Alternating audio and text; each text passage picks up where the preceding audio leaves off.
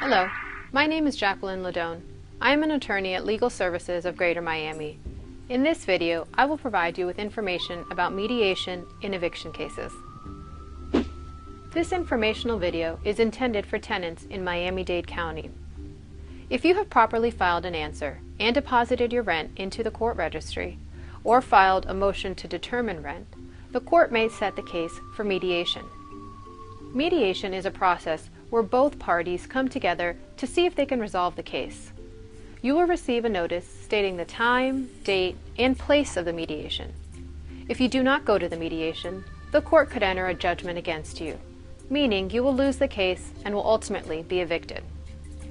If you work out an agreement during mediation, it is written up on the court's form and the judge signs it. The eviction case will be dismissed.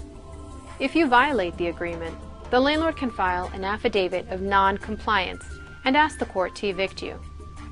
The court form says you do not have the right to be notified of the landlord asking the court to evict you.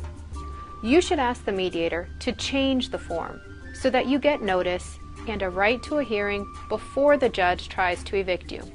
If you violate the agreement in any way, the landlord can seek a judgment against you and have you evicted.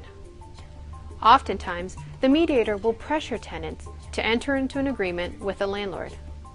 It is important that you not be pressured to sign an agreement, such as a payment plan that you cannot afford. If you violate the agreement and the landlord files a motion against you, the landlord may obtain a final judgment against you. Once the final judgment is entered against you, a writ of possession, sometimes called a 24-hour notice, will be issued.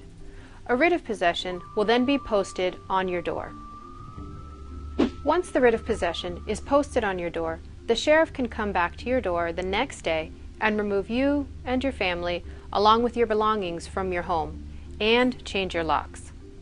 The sheriff is not responsible for any damage to your property. If you do not come to an agreement at mediation, you should continue to deposit your rent into the court registry at the beginning of each month. If you do not resolve your case at mediation, some judges will want to conduct a hearing right away that very same day. Other judges will set the case for hearing at a later time. You should receive notice from the court as to the time, date, and place for the hearing. If you do not go to the hearing, the judge will most likely enter an order against you and you will be evicted from your home. Final hearing or trials are conducted very quickly. Be respectful of the judge. Do not ever interrupt the judge. At the hearing, you should bring all evidence you have to support your case. For example, if you have paid your rent, you should bring all the rent receipts you have. If you have witnesses to support your argument, you should bring them to court. If you have raised the defense of bad conditions, you should bring in photos or any other witnesses that you have. At the end of the hearing, the judge will most likely enter an order. Review the order immediately. If you do not understand any of the terms, ask the judge to explain the terms of the order. If the case is dismissed, that means that the eviction case against you is over.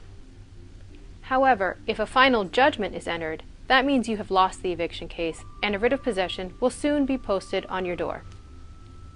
We hope you have found this informational video useful. For more information about the eviction process, please go to our website www.lsgmi.org